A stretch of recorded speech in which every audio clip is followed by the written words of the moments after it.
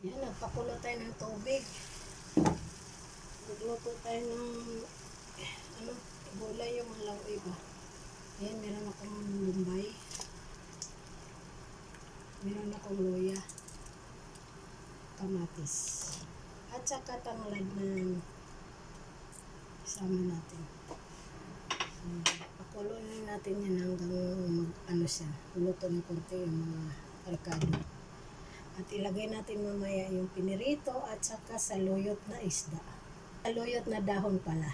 Yung isda na pinirito at saka saluyot. Ayan na po, kumulo na. Ilagay natin itong ibinabad ko kahapon sa mainit na tubig. Yung okra, okra. Nakapisil na yan. Kalinis na yan. Ito din yung beans. Lagay ko na. Para nakababad yan sa mainit. Tapos, lagyan natin ng black pepper na buo na dinurog ko. Ayoko kasi ng black pepper na powder kasi parang wala nang ano.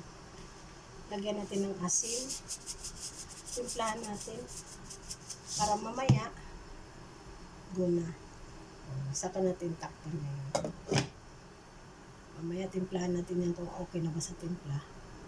Last yung isda at saka ano, saluyot. Ito natin. Tingnan natin. Lambot yan. Lambot yan lahat kasi nakababad sa ano. Tikman lang. Ano sa asin.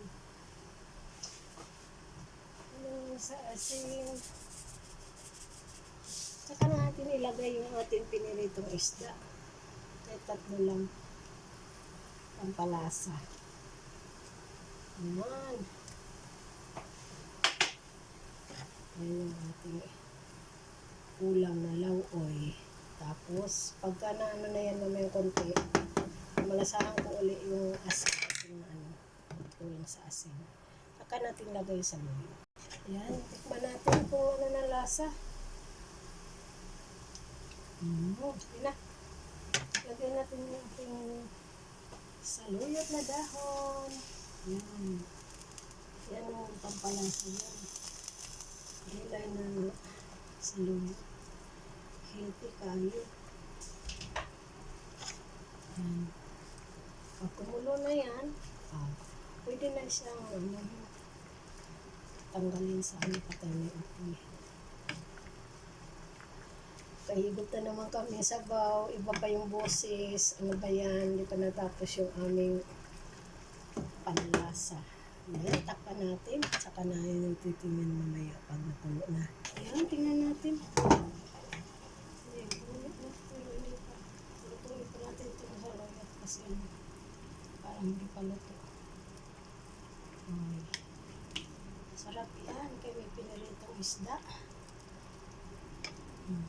Ayan natin ulit. Yan, may timpla na talaga siya. Okay na. Kunti pa. Yung saluyot, di pa luto. Anak ko lang suwada. Sarungan. Ito na. Badi asar, badin rumaratani. Yan. Okay natin, luto na.